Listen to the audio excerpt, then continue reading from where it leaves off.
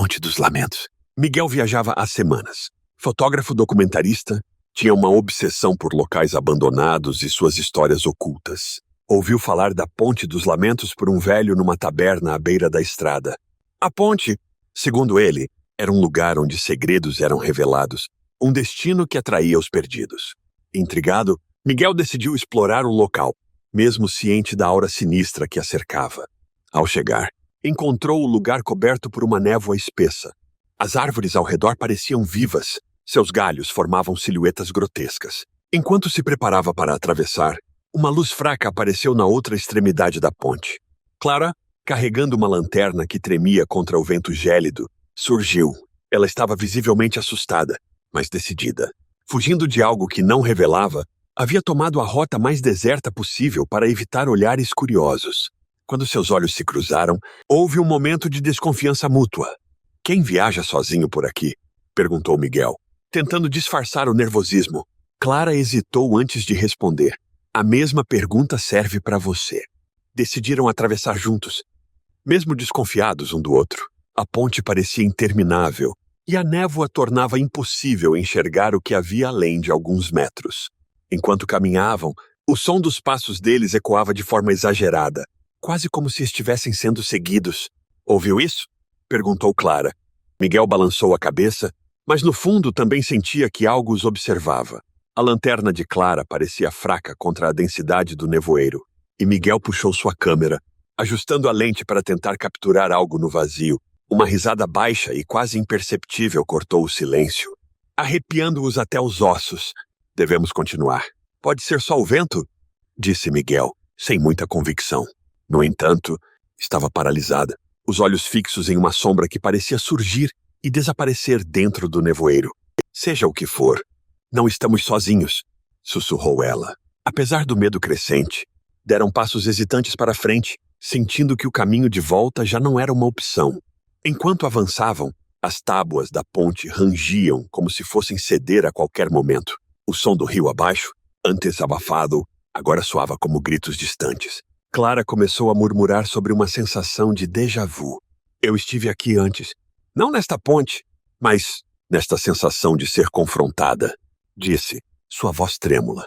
Miguel tentava racionalizar o que estava acontecendo, mas uma parte de si começava a duvidar da lógica. Quando chegaram ao meio da ponte, as sombras começaram a ganhar formas. Uma delas se aproximou, assumindo a aparência de um homem que Clara reconheceu imediatamente. Seu pai, morto há anos. "Você me deixou para trás", disse a figura, sua voz cheia de rancor. Ao mesmo tempo, Miguel viu sua irmã mais nova, aparecendo com um olhar de tristeza infinita. "Por que não me salvou?" perguntou ela. Ambos ficaram imóveis, os olhos arregalados, enquanto as figuras avançavam. As sombras pareciam reais, mas havia algo de profundamente errado em suas presenças. A ponte começou a mudar.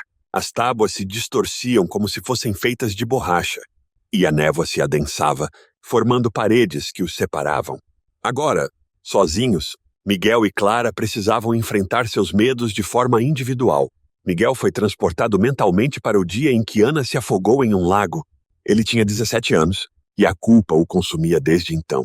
A sombra de Ana o acusava, enquanto ele revivia os gritos e o desespero daquela tarde fatídica. Clara foi lançada em um cenário onde estava dirigindo à noite. A escolha de pegar um atalho perigoso custou a vida de sua melhor amiga, mas ela nunca havia falado disso a ninguém. Era forçada a assistir ao acidente repetidamente, cada detalhe mais vívido e doloroso. Ambos lutavam para distinguir realidade de ilusão, enquanto a ponte parecia se alimentar de suas angústias. Quando a névoa se dissipou parcialmente, Clara e Miguel se reencontraram. Seus rostos estavam marcados pela exaustão, mas havia uma nova determinação em seus olhos. "A ponte está jogando com nossas mentes", disse Miguel. Clara concordou, mas acrescentou: "Não se trata apenas de medo. Ela quer que confrontemos algo que estamos evitando." Decidiram compartilhar suas histórias, acreditando que verbalizar suas culpas poderia enfraquecer o poder da ponte. Miguel confessou como havia deixado Ana nadar sozinha enquanto ele se distraía com amigos. Clara revelou sua culpa pelo acidente que tirou a vida de sua amiga. A ponte parecia reagir a cada palavra, suas estruturas tremendo levemente. Por um momento, parecia que estavam no caminho certo, mas a figura sombria reapareceu, agora maior e mais ameaçadora. Vocês acham que podem escapar tão facilmente? Ainda não pagaram o preço. Miguel e Clara encararam a gigantesca porta à frente, esculpida com símbolos pulsantes que pareciam vivos. As runas brilhavam em um ritmo que parecia sincronizado com seus corações acelerados. Isso é algum tipo de teste, murmurou Miguel, passando os dedos pelas marcas, sentindo a energia que emanava delas. Clara, segurando sua lanterna quase inútil, estudava o padrão das inscrições, notando que algumas pareciam formar frases incompletas. A voz cavernosa da entidade ecoou pela ponte. Apenas aqueles que pagam o preço podem atravessar. O que estão dispostos a sacrificar? A ponte começou a vibrar levemente, como se estivesse viva, impaciente pela resposta. Miguel olhou para sua câmera, hesitando. Era mais do que uma ferramenta de trabalho. Era um símbolo de como ele escapava de seus problemas. Ele a colocou diante da porta, sentindo um arrepio quando as runas começaram a absorver o objeto. Clara hesitou mais. Seus dedos apertaram o colar que carregava desde o acidente, um presente de sua amiga falecida. Com lágrimas nos olhos, ela o entregou. "Isso é suficiente?" perguntou. A voz carregada de dor. A porta rangeu e começou a se abrir, revelando um mundo ainda mais sombrio do que imaginavam. Uma voz zombeteira ecoou. "Vocês ainda não entenderam. O sacrifício é apenas o começo." Além da porta, a ponte parecia se transformar em um pesadelo tangível. O chão agora era feito de ossos entrelaçados, cobertos por uma névoa densa que parecia pulsar com vida própria. As sombras do passado não eram mais apenas visões, elas tinham forma, substância e malícia. Miguel viu sua irmã, Ana, não como a lembrança doce de sua infância, mas como uma figura assombrada, seus olhos negros e vazios fixos nele. "Você não me salvou. Por quê?" A voz ecoava como um trovão. Ele tentou falar, mas as palavras não saíram. Clara foi confrontada por sua amiga falecida, cujo rosto estava desfigurado, as palavras saindo como um sussurro mortal. "Você escolheu o caminho errado. E agora estou aqui por sua causa." As acusações eram quase insuportáveis, mas Miguel, mesmo em meio à própria dor, segurou o braço de Clara. "Eles não são reais", disse ele, ofegante. "A ponte está brincando conosco." Mas a dúvida permanecia. E se fossem reais? Cada passo parecia um desafio maior, com as sombras se movendo ao redor, como predadores esperando o momento certo para atacar. No centro do ambiente grotesco, uma figura colossal formada por sombras e gritos tomou forma. Era a própria manifestação da ponte, uma entidade que havia se alimentado do sofrimento de incontáveis viajantes. "Vocês chegaram longe, mas ainda falta o último passo. Apenas um pode atravessar. Quem ficará para trás?" A entidade proclamou, sua voz cheia de triunfo. Miguel e Clara trocaram olhares, ambos sabendo o que isso significava. Miguel deu um passo à frente, sua voz firme. "Eu fico. Eu já vivi com a culpa por tempo suficiente. Você tem algo pelo que lutar." Clara tentou protestar, mas Miguel a interrompeu. "Isso não é sobre coragem, é sobre redenção. Deixe-me fazer isso." A entidade pareceu satisfeita enquanto Miguel avançava, sendo envolvido pelas sombras, que pareciam sussurrar segredos em seus ouvidos. Clara caiu de joelhos, lágrimas escorrendo por seu rosto. "Isso não pode terminar assim", murmurou para si mesma. Lembrou-se do que a entidade dissera antes. "Tudo tem um preço." Com um grito de raiva e determinação, Clara levantou-se, encarando a criatura. "Você não pode nos separar assim. Ele não é apenas dele. Nós somos um só agora, e você não pode nos dividir." A entidade hesitou por um momento, como se ponderasse as palavras de Clara. As sombras ao redor começaram a se mover mais rápido, formando redemoinhos que tornavam quase impossível enxergar.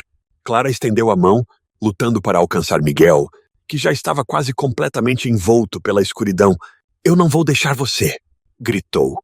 A ponte reagiu, começando a tremer como se estivesse se fragmentando. Miguel olhou para ela, seus olhos cheios de resignação. "Clara, está tudo bem. Deixe-me ir." Mas Clara recusou-se a aceitar. Ela lembrou-se das runas e das histórias que contavam sobre a ponte. "Você quer sacrifícios, mas nunca disse que precisa ser só dor." Disse, sua voz carregada de desafio. Com um último esforço, Clara pegou a lanterna, o último símbolo de sua resistência, e a jogou no coração da entidade. A luz explodiu, iluminando todo o ambiente e dissolvendo as sombras por um instante. Miguel foi libertado, caindo ao chão, enquanto a ponte parecia gemer em protesto. Mas o sacrifício não passou despercebido. Clara sentiu uma dor avassaladora em seu peito, como se parte dela estivesse sendo arrancada. Miguel a segurou antes que ela desabasse completamente. "O que você fez?"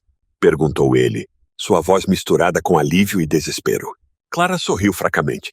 "Nós terminamos isso. Juntos?" A ponte começou a desmoronar atrás deles, forçando-os a correr para a saída. Cada passo era acompanhado por estalos e gritos, enquanto a entidade desaparecia em uma explosão final de sombras.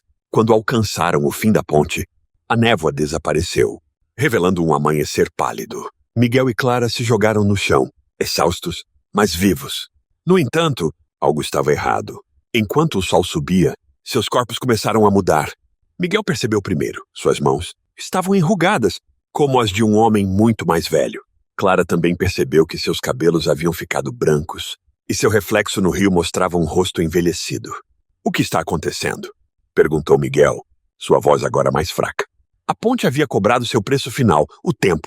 Apesar de terem sobrevivido, décadas de suas vidas haviam sido tomadas. Clara olhou para Miguel, ainda sorrindo, apesar de tudo. "Não importa quanto tempo temos. Nós conseguimos. E isso é tudo que importa." Enquanto se afastavam da ponte, as últimas tábuas caíram, levando consigo os segredos que ela guardava. Mas, ao longe, um novo eco de lamentos começou a surgir, sugerindo que a ponte, de alguma forma, esperando por suas próximas vítimas.